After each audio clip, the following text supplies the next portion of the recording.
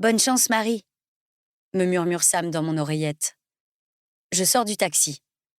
La chaleur de la ville m'enveloppe comme un bouillon, lourde et poisseuse, fait rougir la peau de mon visage sous ma fake face. Je lève les yeux vers le palais de justice de Miami, bloc imposant aux colonnes sculptées, surplombé d'une tour de pierre grise. Des dizaines de journalistes affluent déjà sous leurs ombrelles ornées du logo de leur chaîne.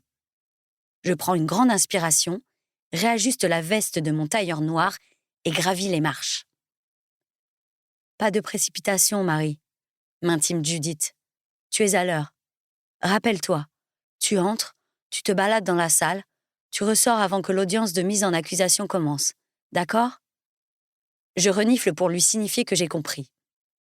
Aujourd'hui, 10 jours après être arrivé sur le sol américain, papa va être officiellement inculpé par un juge pour clonage illégal. Mais je ne le verrai pas. Je suis juste censé récolter des renseignements et partir le plus vite possible. Un air glacé pulse de l'autre côté des lourdes portes et ébouriffe les visiteurs. Les cheveux de ma fake face volettent quelques secondes, puis retombent raides sur mes épaules. 10 portiques de sécurité coupent le hall en deux et les ordres des vigiles qui procèdent aux fouilles résonnent sous la voûte. Je ralentis le pas. Les files les plus éloignées de l'entrée sont les plus courtes, ce qui veut dire que les gardes y seront peut-être plus vigilants. Je me dirige vers la queue au milieu de la salle, et après avoir poussé un court soupir et regardé ma montre pour me donner une contenance, je m'efforce d'afficher la même expression blasée que les journalistes qui m'entourent. « Accréditation ?» demande le vigile à l'homme devant moi, instantanément traduit par mon oreillette. « New York Times. » Le reporter tend son bracelet.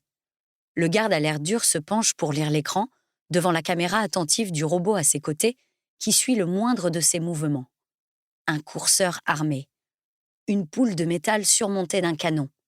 La version sous stéroïdes de celle qu'utilisent les forces de police françaises, programmée non pas pour électrocuter un adversaire, mais pour abattre d'éventuels assaillants. Je déglutis. « Vos affaires sur le tapis », ordonne le vigile en se redressant. « Merci de récupérer votre badge presse après le portique et de le porter de manière visible à chaque instant. » Le journaliste avance. C'est mon tour. « Accréditation ?» Ouest France. Je lui montre la carte de presse électronique en essayant de ne pas regarder l'horrible machine de mort à ses côtés. « Vos affaires sur le tapis », finit-il par s'exclamer. « Merci de récupérer votre badge presse après le portique et de le porter de manière visible à chaque instant. » Je dépose mon large sac à main à l'endroit indiqué, puis entre dans le sas que l'homme vient juste de quitter. « Bonjour, Mélanie Kerdoncuf. Smartphone sur le capteur. » Je plaque mon poignet sur le carré brillant en vert. Je dois l'y laisser jusqu'à ce que Judith ait infiltré le système. Identité confirmée. Certaines fonctionnalités de votre smartphone ont été désactivées afin d'assurer la sécurité des lieux et le bon déroulement des procédures. La porte s'ouvre sur le garde de l'autre côté. « Attends, Marie. Encore quelques secondes, » m'informe Judith. « Miss, please move », s'impatiente déjà le vigile.